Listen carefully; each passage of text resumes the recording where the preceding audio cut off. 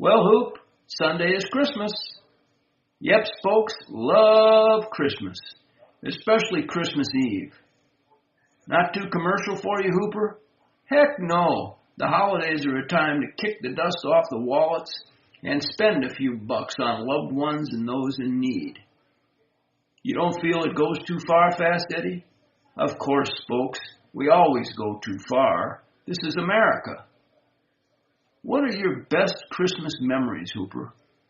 God, I have so many. Our family is quite close, especially around this time of year. It would take till New Year's 2020 to cover them all. But to go back into my childhood, it's got to be my mother. Besides the obvious, why was she so special, Hoop? As you know, we were growing up poor. So were a lot of my friends.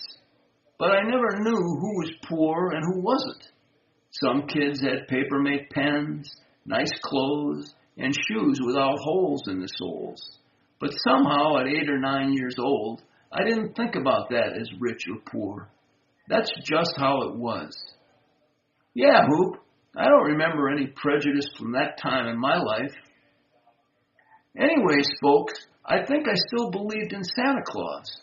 The year after my father died, it didn't look like Christmas was coming for us. I was 9. It was December in Illinois, and we ran out of heating oil. That happened every once in a while at the end of the month. We'd turn on the gas stove, open up the doors, and all gather around to try to warm up. God, I hate being cold, Hooper. Me too, folks. We always had a tree, though, Hoop, with those hot bulbs that would burn the crap out of you if you even touched them. Yeah, they burned down many a house, too. No fires at our house, though. Thank God for small favors, is what Ma used to say. This year, things were really lean, folks. Ma was preparing us for a slim Christmas, saying things like, Santa is very busy this year. I think she wanted us believing in Santa as long as possible. We never expected much anyway, but that didn't make the whole experience any less exciting. My aunt, who bought us socks every year when we really could have used shoes, must have called the Salvation Army because they showed up at our house with presents. Remember what Ma said about that, Hoop? Nothing to us, but she must have said plenty to her sister because the good folks at the Salvation Army never came back. I think my mom was embarrassed and ticked off. The financial need lessened as the years passed, but not this year. Yes, folks, this was the low point in our money situation. Things got better little by little, year by year. When I was 15, my mother remarried. I forgot. What did the Salvation Army bring, Hooper? I can't remember what my brothers Fred and Don got, and my sister Kathy, who had Down syndrome, was still a baby. But I got a cap gun, a cowboy cap gun. It had those caps that went pop, pop, pop when you pulled the trigger. That's pretty cool, Hooper. Not really, folks. The gun was broke. The trigger didn't work, so it was a point-and-say bang-bang gun, which worked for us. Heck, we could make a gun out of just about anything anyway, so it worked as good as a stick. Hell, Hooper, I always had my finger fully loaded and ready to fire. What else did you get? Toy-wise, not much of anything. At that time, my mother worked as a waitress at a place called the Ranch House.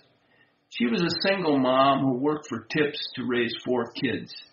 My sister was just over a year old, and Down syndrome at that time was looked at as a curse and stigma to both her and her parents.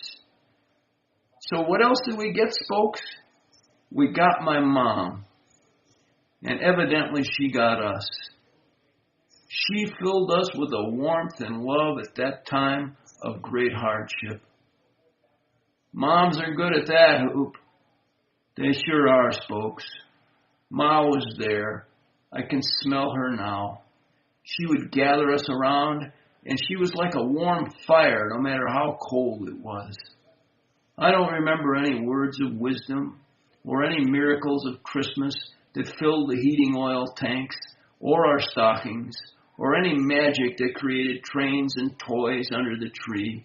What I do remember is the sheer presence of my mother. And the next day we'd go to my grandma's house and we'd have turkey.